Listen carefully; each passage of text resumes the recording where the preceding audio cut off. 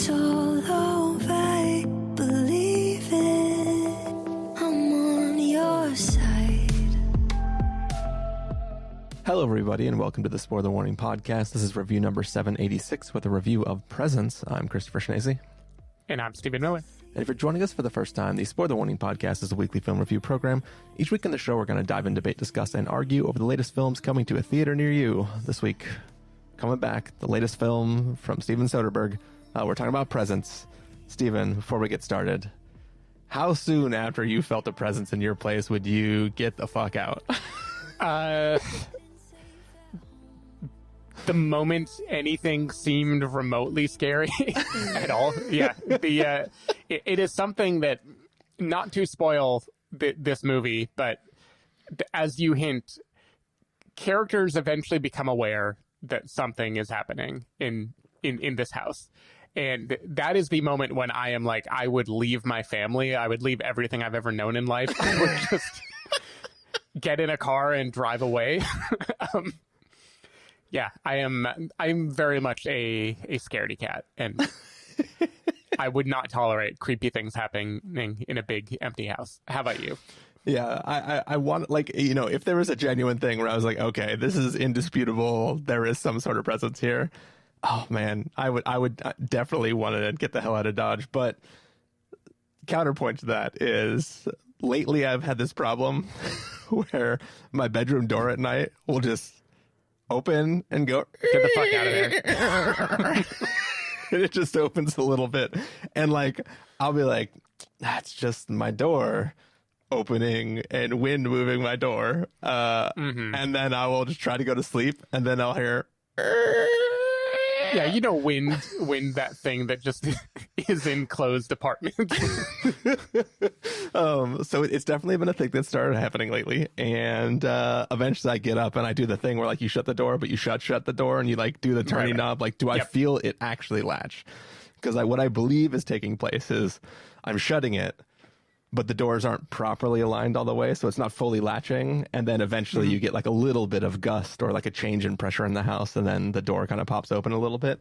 But it's definitely a thing where, like, I'll be like sleeping or almost sleeping, and then all of a sudden I'll stop breathing because I hear this, and then I'll have to sit there and listen to it like 4 times before I just get up and then go fix the door. Yeah, I'm locking that sumbitch. Definitely.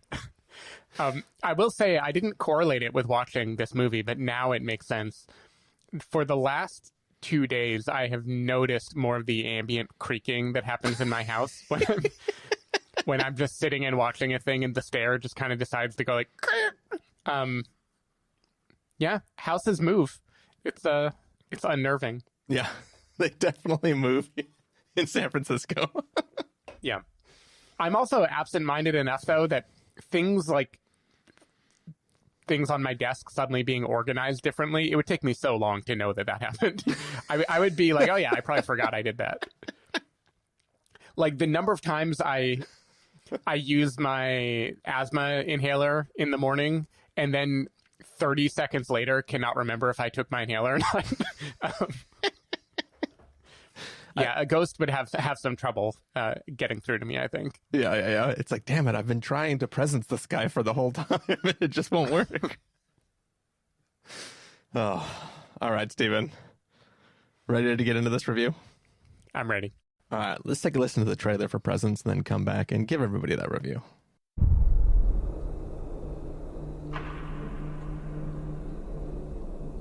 What's it like?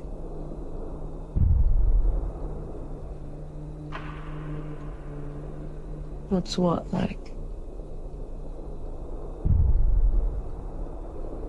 I never had anybody die. Scary. And it goes on. What do you mean?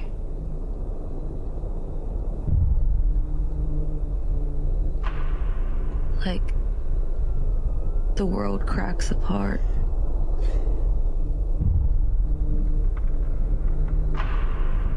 You fall into this hole.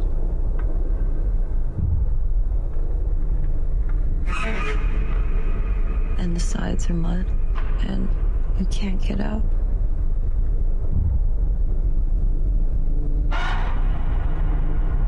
And you wonder where they are. And you wonder what it would be like if you were there too.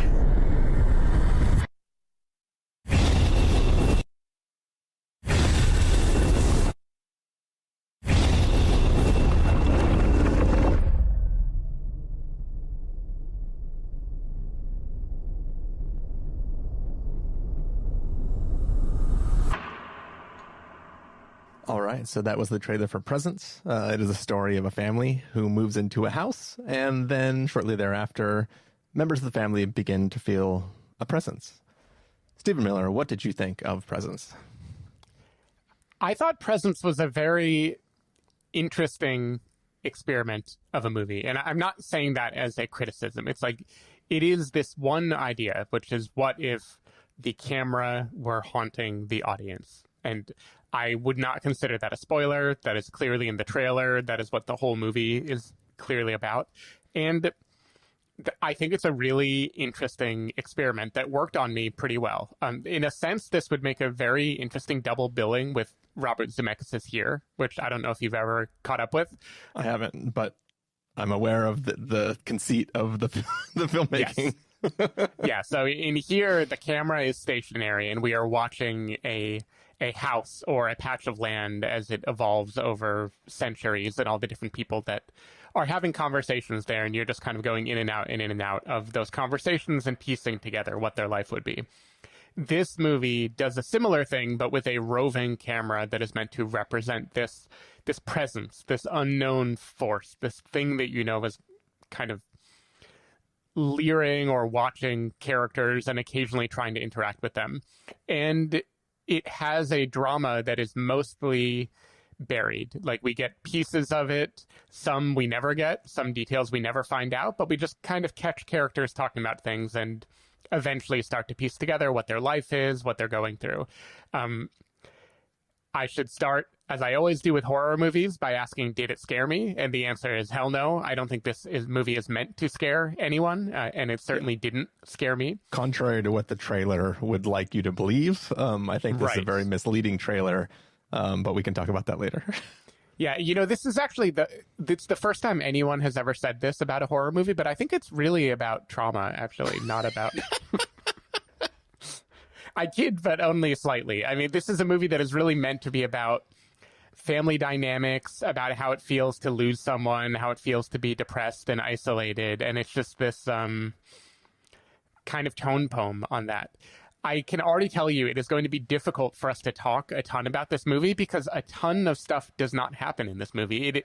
It really is that conceit, and then we are watching characters, this family, a mother played by Lucy Liu, who's this go-getter businesswoman who is always focusing on success, especially for her elder son, but she seems to not really be that present as a mom. The dad, played by Chris Sullivan, who I think is very, I'm going to say Ghostlight core is what I got. It's just the kind of dad with a relationship with the daughter that I look at, and I think, hell yeah, good on you, man. I'm a fan. And then this daughter who is clearly upset. She lost a friend. We find out early enough in that I don't think is a spoiler. And Chloe is just kind of, she's hit a rough patch in her life. And no one seems to really pay attention to her or understand what she's going through except for this presence that is watching her all the time. And what follows is like a really simple story. I'm not going to say it's predictable necessarily, though I think the movie signals pretty easily what might happen with different characters. This is who they are. This is who they might reveal themselves to be by the end of the movie. And it doesn't really deviate much from that. It is satisfying, but it's very light. And I don't mean light as in like emotionally uplifting. I mean light as in it's thin on detail. It's thin on like plot machinations. Like the film doesn't have a corporeal form. Yes, exactly. The film is ephemeral. It's kind of translucent. But there's trickery here that I think is really clever. I love the way the roving camera just looks and feels, very much imitating what you would imagine a presence would feel like. There's an effect that's used a handful of times when it tries to get through to someone and does it with this kind of pulse, this like ripple effect.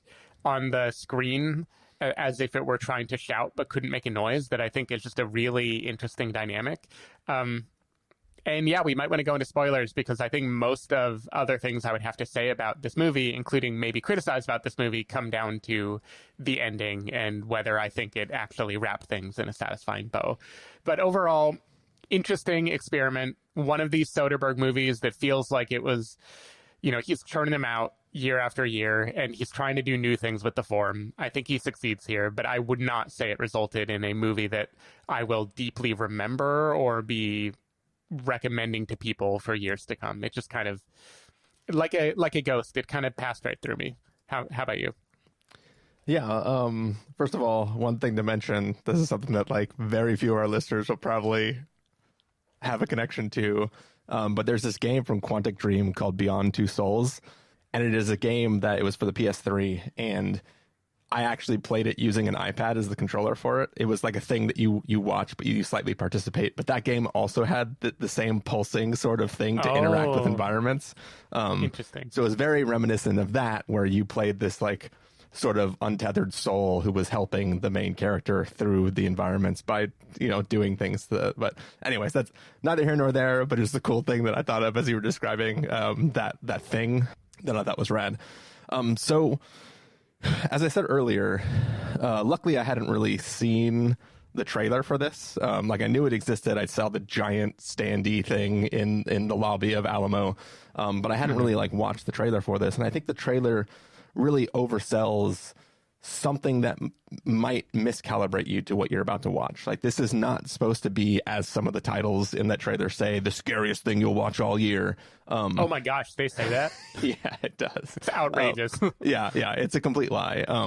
This is like, if you were going to compare this to something like, Paranormal Activity, the entire film is like the first half of Paranormal Activity, where you're just largely watching random scenes play out, and instead of you seeing something move or something in the frame, the camera is the thing that is moving, that is observing.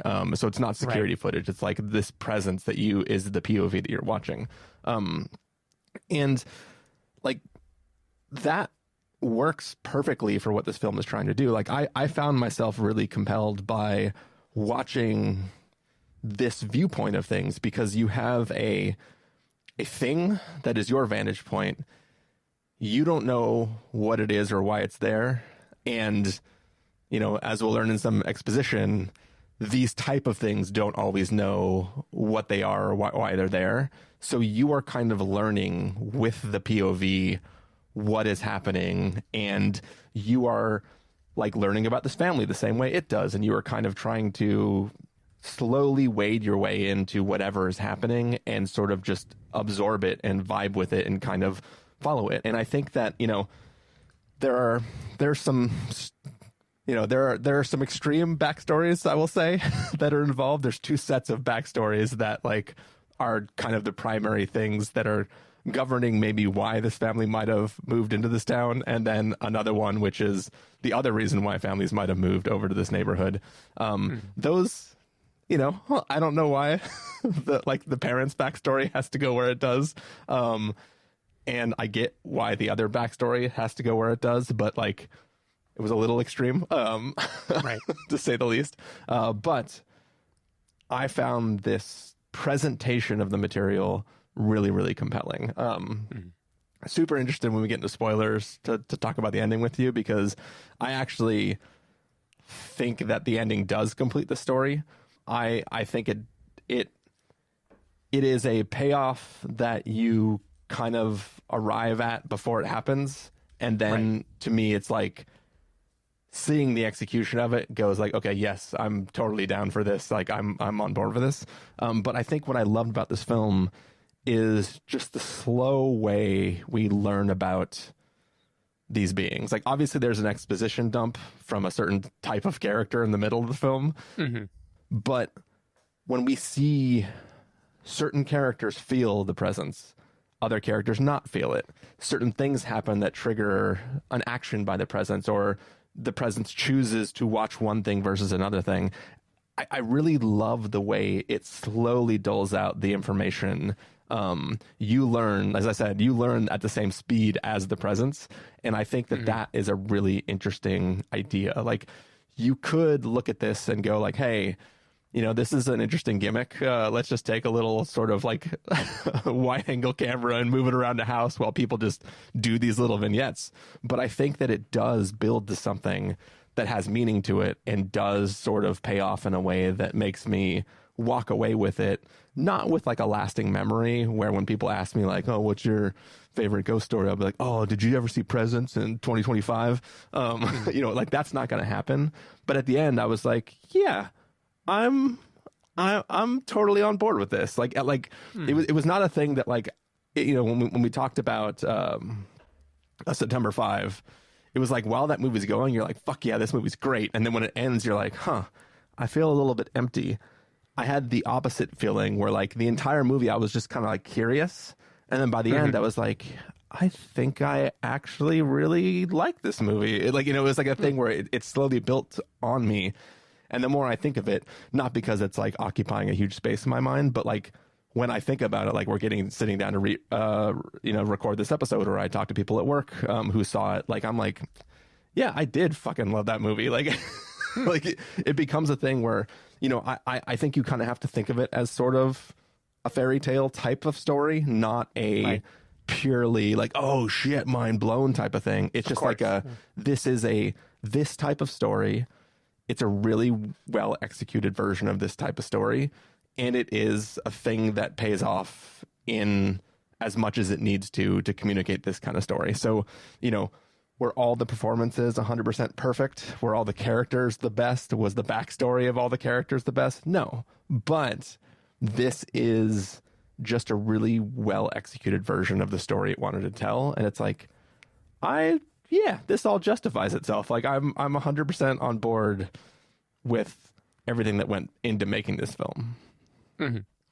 Yeah, I'm glad. I mean, your take mostly mirrors mine, except for I think you left maybe a bit more satisfied than I did. I think curious is a good way to describe the feeling of watching this movie. It is very much just,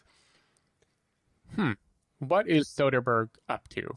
I know they're doing something here. I'm intrigued by how he's executing it. and that fits the nature of the character. And we can talk more in spoilers, but we're not only put in the point of view visually of the presence, we are put in the understanding of the presence, right? Like you get the sense that this presence itself is only in and out as the camera is in and out. And like, it doesn't have any more information than we do. And it is trying to piece together who are they? What am I doing here? And in that sense, I think it is definitely successful. I was never remotely bored watching this movie. I was happy to be along for the ride. One nagging feeling I get, which is actually the opposite of how I felt with No Sudden Move, a very different Soderbergh movie from a couple of years ago. No Sudden Move, I was like, this movie is great. Why the hell does he keep playing with camera lenses? Why is he letting the visual style distract me from this amazing movie?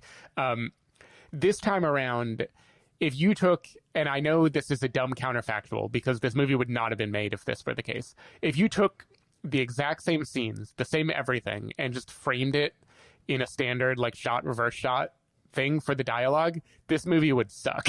Like, I'm not saying the acting is terrible. Like, again, I think the acting is actually pretty decent. At least like Lucy Liu and Chris Sullivan, I like quite a bit. The younger actors maybe less so, but you know, they do what they have to with the material.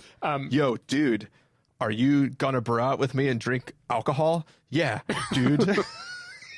Yeah, exactly. It's weird that they cast Steve Buscemi with a skateboard to play the friend. But, you know, if you took the exact same every emotional beat of this movie and just framed it in a way where you didn't have the hovering presence effect as a part of it, it would just feel like a weak drama. And I get that that's okay because this movie is trying to create that tone and maybe even the kind of sparse, not quite naturalistic way that people talk to each other fits a world where you are an audience member who doesn't understand what is going on. So I will give it that. I have this nagging feeling of like, man, it was a really cool presentation of the material. I don't know how good it actually was. Yeah, and like I 100% see that, but I see it as a strength. Like it is playing to that, like, the joke of like those ghost shows where people are like paranormal investigators and they go into a room and they go like, oh, I feel something cold here, right? Like that inherently is cheesy as fuck, right? But if the camera moves in close to something and somebody just looks through the camera and then the camera backs up, that communicates so much better that somebody felt something in that moment. Because when you normally watch a movie, unless it's very, very specific moments that are there for effect, nobody looks directly at or towards the camera, right? They're always looking at something else. Like eye lines are what they are for a reason. Right. But like that immediate feeling of you observing something that you shouldn't be observing, and then the thing you're observing recognizing you observe it, it just communicates so much. And every time somebody had that feel, like there's three kind of predominant moments where that's used to like the most effect. Like it happens a bunch of times, right? Because the young girl is feeling the presence more than anybody else. But there are three specific moments that communicate a lot about the presence just by those people's, like the first time the daughter sees it, and then two other characters that see it later, like, or that feel it later. Like those moments communicate so much in a way that if somebody, as you said, if you were just watching that exact behavior happen from the outside, it would communicate almost nothing and the character would have to say what they're feeling for you to get it. And I love that it can silently communicate that stuff purely by putting you in the viewpoint of the presence. Yeah. I guess what I would say to add to that, and we can, in spoilers, dig into what I mean, there are definitely moments where, so the camera is always the presence. That is clear, just the way it moves. It is very obviously doing that. Narratively speaking, I think it is not always consistent in when the camera is an active engager in what is going on and when the camera is doing what a movie has to do, which is sit back and let us see what's about to happen to build dramatic tension. When I think of it as a character with intent, some of the framing still doesn't actually make sense. Like it moved there in a spooky way, but there are times when it doesn't do anything, when it seems like it absolutely would have done a thing. That's true. And we can talk about that in spoilers, but it feels like a cheat code a little bit because it gets to be the camera is a character, isn't this amazing? But I don't think it actually is following through with that as often as it is just carrying the camera has the tone or mood of the character that we are meant to imagine it to be. I don't know. I have certain questions about why they did things the way they did, but at the same time, they had to do something. Otherwise, this movie would be 5 minutes long. So they couldn't actually be consistent with the idea. And we can get into that in spoilers. It isn't even really a criticism. It's just a thinking out loud about this movie because it did work on me in general. Yeah. It didn't linger with me very long. And I've been trying to figure out why did it not blow my mind or feel quite as fresh as I wanted it to feel. And I think it's that it's like 2/3 of an amazing idea that isn't fully executed. Yeah. I guess for for me, I think it's 100% of a pretty good idea that is executed perfectly. Okay. So, I like it.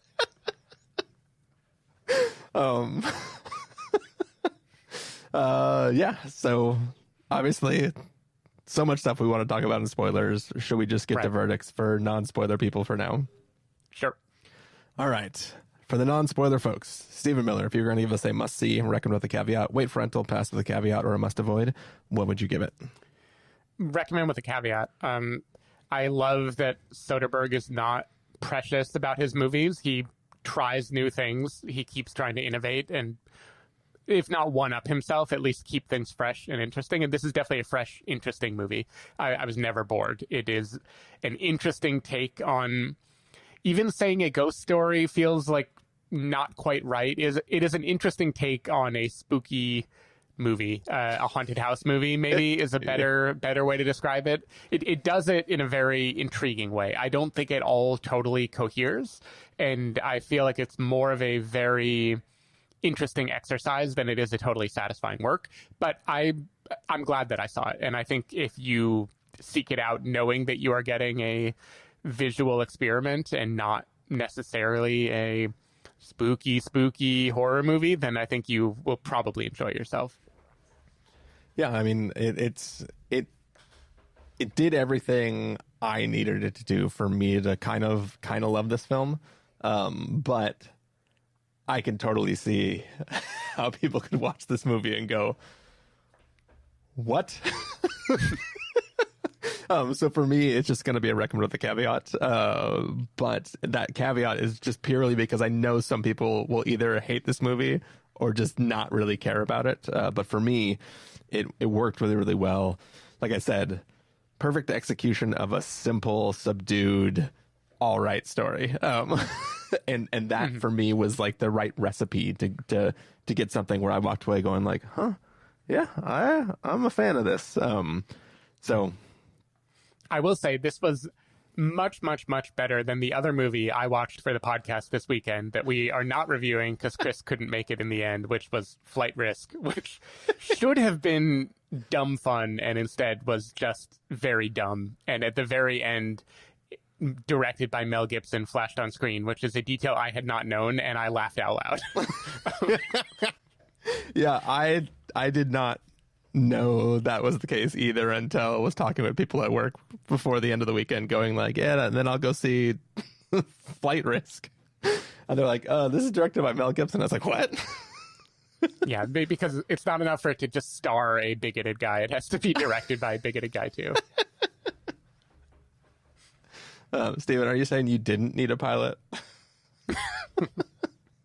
Well, as we said, we are going to do spoilers, but we have to say goodbye to people who haven't seen this film yet. Y'all should maybe go see it and then come back and listen to the spoiler section. But for now, Stephen Miller, if those people want to find you throughout the week, where can they do that? People can find me at Threads or Blue Sky at sdavidmiller or sdavidmiller.com. People can find me at ChristopherInRealLife.com or ChristopherIRL at an enormous number of social platforms. You can find the podcast over at thespoilerwarning.com where you can get the back episodes of the show. If you want to subscribe to the show, you can do so in Overcast, YouTube, Apple Podcasts, or wherever podcasts are found. If you want to know when the episodes go live, you can follow us twitter.com/spoilerwarning, facebook.com/thespoilerwarning, or instagram.com/thespoilerwarning. If you want to get a hold of us directly, you can send an email to fans@thespoilerwarning.com, or you can use the contact form on our site. Music for this episode will come from a track selected from artlist.io, so hopefully you're enjoying that. That music is now playing. That music is going to fade up. And when that music fades out, we will be fully moved into the spoiler section, and we will be talking about the presence of spoilers. See you in a moment. Your side.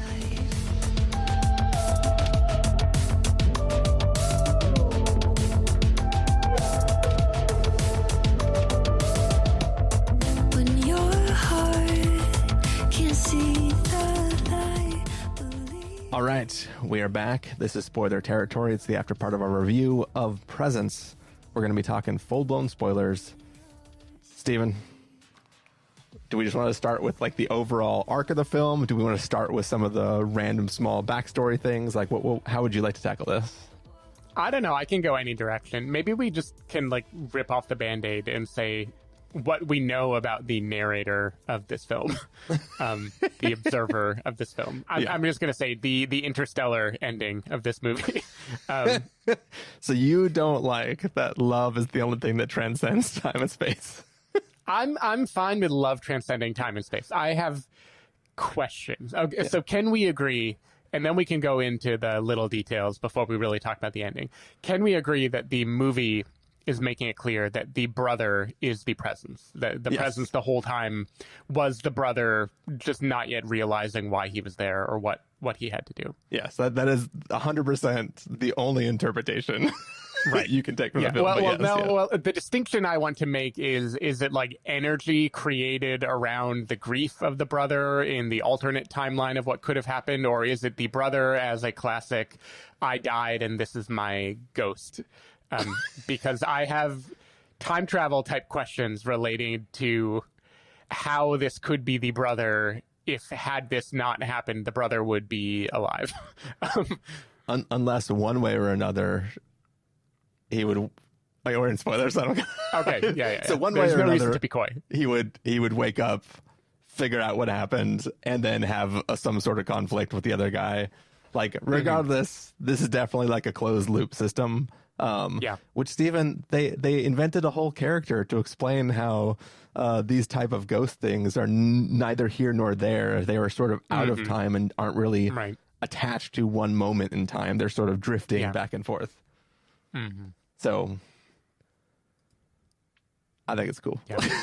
Okay. Cool. Well, okay. So we will just say it is literally the brother's ghost, basically, that is doing this.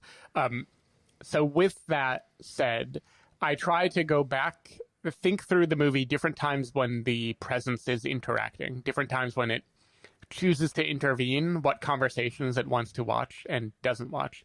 And my first question, so this is not chronological. My first question is, why do you, Mr. Presence, watch this creepy dude pour Xanax in your drink and do nothing about it the whole time? Why do you just sit there and act curious and watch this thing that is the actual cause of everything bad that happens in this movie? Because we've already established earlier that you don't like people drugging drinks. Like, you do something about it. Yeah, well, see, here's the thing, Steven. The presence is confused. It is there.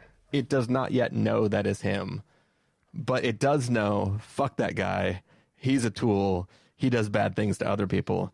He also has an idea, I think, that what he is trying to do to the brother is different than what he's trying to do to the sister, right? Like, it's a different, the first time he sees the drugging going to happen, it's a little packet of powder. And this one is like clearly medicine where he opens a pill and dumps it in, right? Like, it's a different thing. I think the ghost, even though it doesn't know that's him, knows that is just like temporarily incapacitate this person, not, well, we'll talk about it in a second, I guess. And on top of that, that ghost, the only thing it knows about the body that it's looking at is that he's a jerk to the sister. He's a jerk to other women out in the world. And the mom likes him better. And like, he's just somebody that he's like, I don't need to help that guy because I don't really like that guy. It's literally not self-aware. It doesn't know that he is that guy.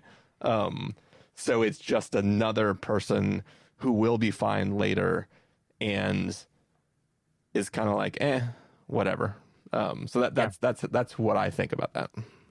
Yeah, I can definitely see that. I just feel like there are other times in between when, and I don't remember the character names at all in this movie, in between when Ryan, the guy who is the fake friend of the brother and who is, wanting to hook up with and eventually murder Chloe, there is a gap between when the ghost first sees Ryan like put something in her drink, clearly with an intention to harm. And the ghost knows that enough to knock it over, right? But then there are other interactions where the ghost just lets them be. The ghost seems to not have a very strong protective instinct. It is more just like emotionally roiled by things, and it doesn't know why it is roiled by them. And I didn't quite... I understand it if the idea is the ghost does this like ambient feeling of something terrible is happening, what the movie is clearly leading you toward at first, of the ghost being another victim of some kind of crime like this that is just generally against like harming women or, things of that nature.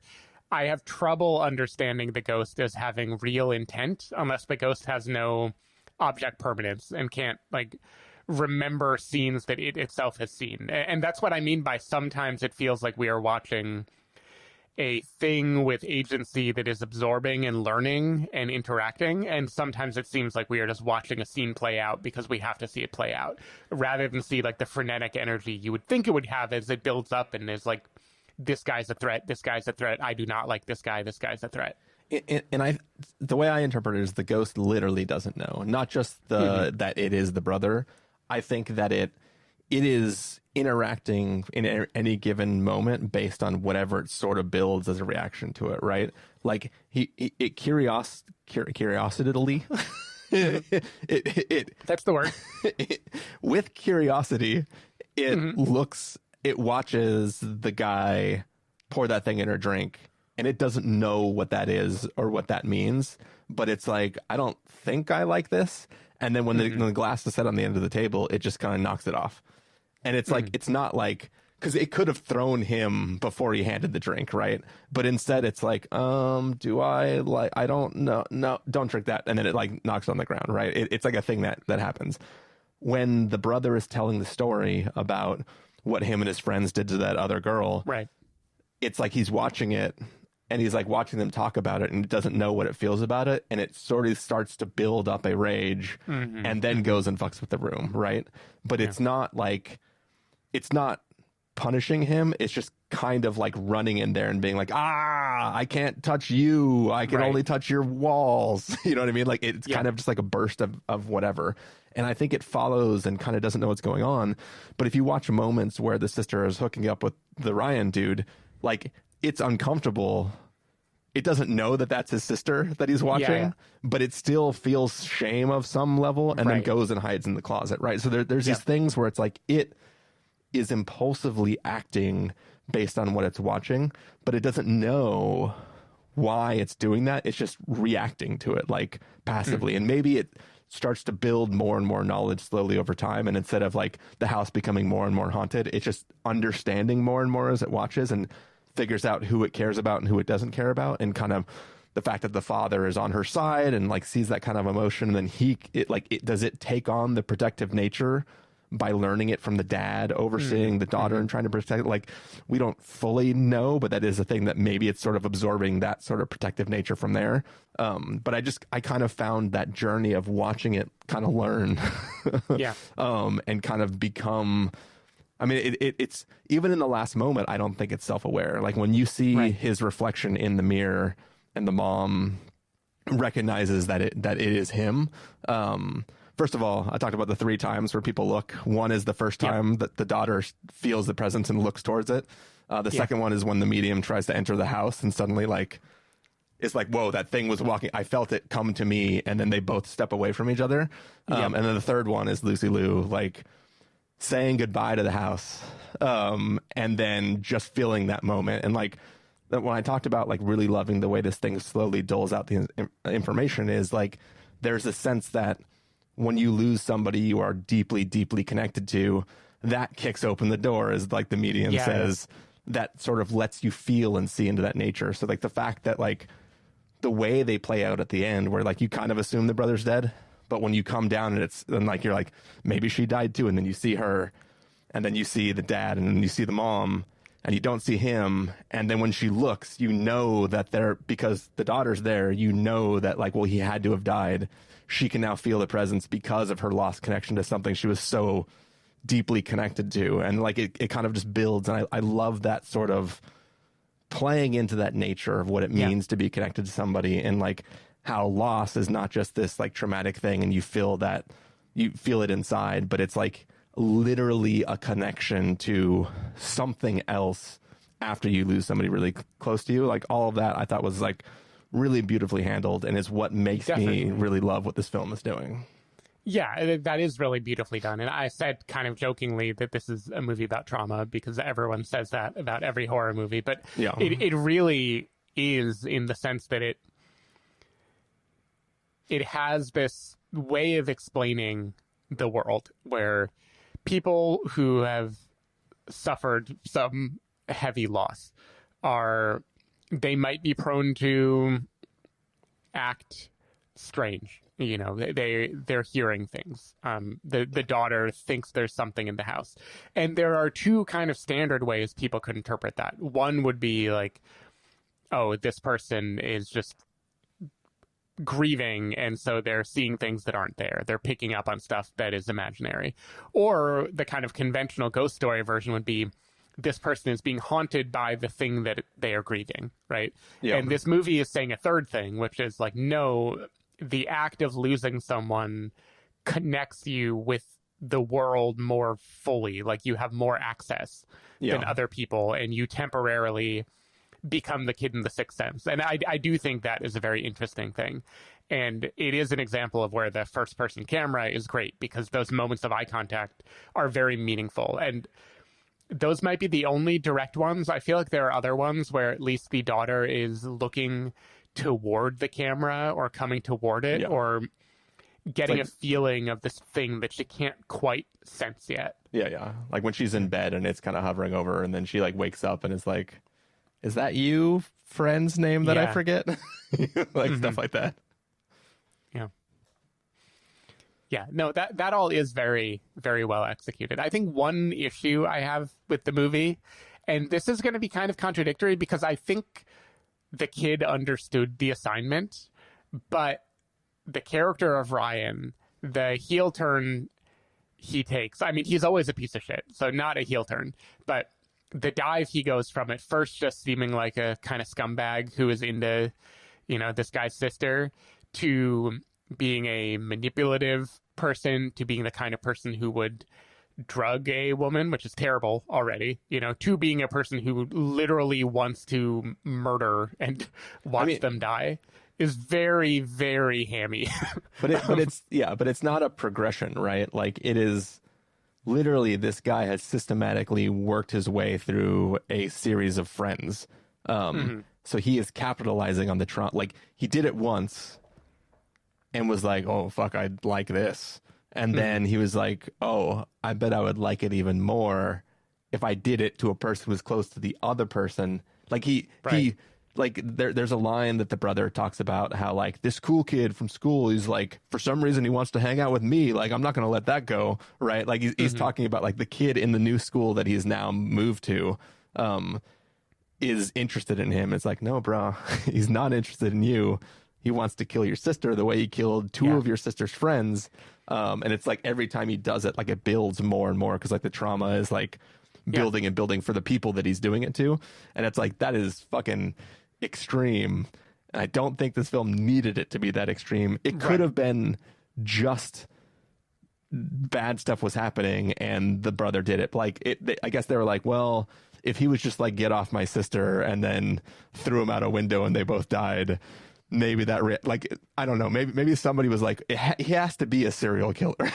Yeah. You know what I mean? Like, I get that. And when I say like progression or heel turn, I don't mean the character is getting worse. I mean the way the information is doled out to us, and in order to dole it out, he gets progressively more supervillain, giving a monologue over time. And at a certain point, it just kind of lost me. And I also started to deeply question the sister's judgment to not realizing what a creep this guy was. The thing, the real funny part about it is, like, the joke about like the Bond villain, right, is he has to tell Bond his plan for long enough that Bond can make his way out of it, right? Yeah. But in this case, she is fully out of it. He is really only talking to the presence. Like, right. He's talking to himself, but he is dumping exposition that was like, if you didn't figure out why he would put sleeping pills in one person's drink and something else in somebody else's drink, he's going to tell you right now. Yeah. And that, all of that just feels unnecessary to me, because not that the movie does a great job of it, but there is the other backstory that you were alluding to, the parents, where clearly the mom is Lucy involved Liu, in the mob. Lucy Liu has committed some kind of crime, and she did it all for her family, some kind of way of getting money because she needs her son to go to a good school or whatever. And so there's this whole other drama that we get in bits and pieces, and it isn't perfect. It's a little clunky, but they never have Lucy Liu say, I committed crimes because I needed money, and this is what the crime was, you know? It trusts the audience enough to be like, we got you 98% of the way there. You can probably close the final 2%. Yeah. I don't know why it doesn't do that with this part of the story. Like, I think it would be more effective if we watch the creepy guy start to what we thought was assault her, and then Saran Wrap comes and he tries to murder her, and we suddenly realize, oh my god, this is the guy that has been doing it the whole time. And I think you could have conveyed it without the Bond villain exposition dump. I don't think this movie is about the psychology of a person who murders, so I don't know why he is the one we hear speak his mind more than anyone else in the movie. It just feels kind of oddly weighted to me, because that isn't the thesis of the movie. The movie isn't about him, you know? Yeah. And my only explanation is sort of just going back to that, like, the presence reacts impulsively to what it's witnessing, and like that is a thing that was like, it was already not stoked, right? But then when it gets to that territory and he realizes that she is dying, and probably realizes that, I mean, he definitely realizes that he killed the other two girls too, that it becomes a thing where it's like, now I have to really, really act. And that sort of is how it builds to that next level, and he goes off and does the stuff. But yeah, it was quite excessive. That's for sure. Yeah. Speaking of excessive, if you were getting in a fight with someone, how many seconds do you think it would take for both of you to fly out a window? Because it is crazy to me how quickly in this movie that escalation happens. Yeah, I mean, you could potentially argue, this is not necessarily my argument, but you could argue that is not the brother 100% working of his own present volition, right? That like the presence awakes him and enrages him and uses him to thrust the kid out the window and not just beat the shit out of him. That like, it's like like, I can't just beat the shit out of him. And then like, who's going to believe that this guy, like the other girls are druggies or whatever, of course they OD'd, blah, blah, blah. Like, you know, like it could just be like a thing where he's like, all I can do is go, ah! Yeah.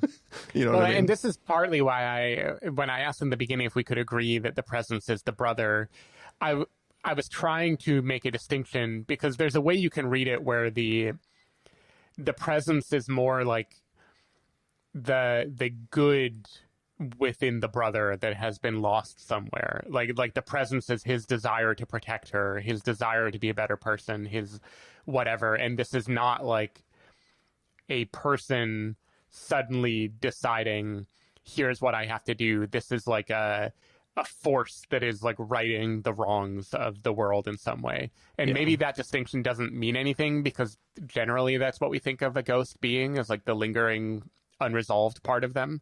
But it just it works better for me to imagine that somehow it is like the universe righting itself, and the flaws in the brother, this is like a chance to redeem, but not necessarily like literally him deciding what to do, more just like, I don't know how to explain it. There's something about that ending that feels so fairy tale-esque to me that I can't read it as just the closed loop of this is what the ghost wanted. Well, I could give you an unclosed loop, which you'd have to explain away the exact reflection in the mirror.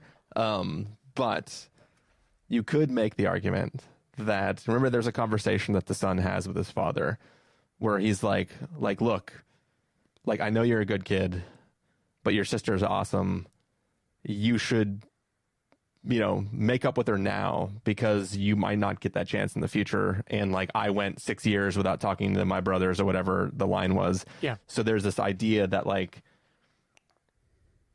there's a potential reality in which he loses her in that house. Yeah. And that the thing that ties him to that house is the guilt over him not looking after her then.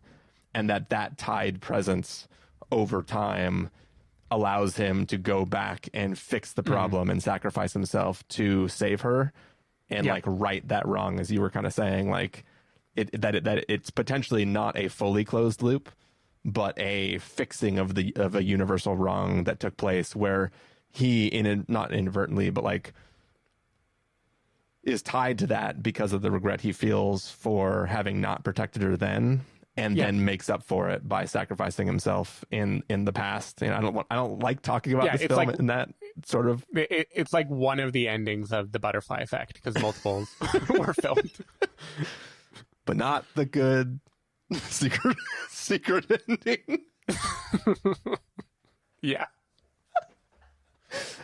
Yeah, no, I hear you. I mean, there was a line that the dad said, maybe in the same conversation, where he says, like, there's an excellent man inside of you, Tyler. I hope to see him someday.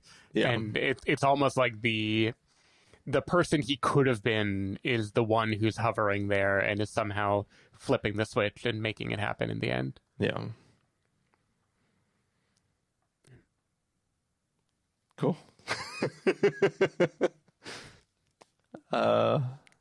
Anything else you want to talk about? My only last question is the medium. She comes back to the house the second time, and she really wants to be let in, but she's not allowed in.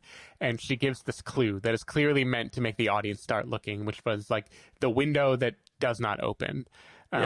I don't know about you, but I kept looking at the little stained glass pieces, thinking, what is going to happen with that stained glass flower? And I don't know if that was an intentional misdirect or just me glomming onto it, but I was surprised that it was just a random window we haven't looked at before.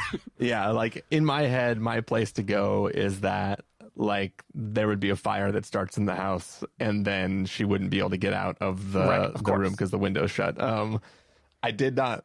But see, that's the thing is mediums, they're not directly speaking, they're sensing, right? What if it's what if it's her, like her throat, because she's suffocating? Like that's what can't open. The window is cellophane.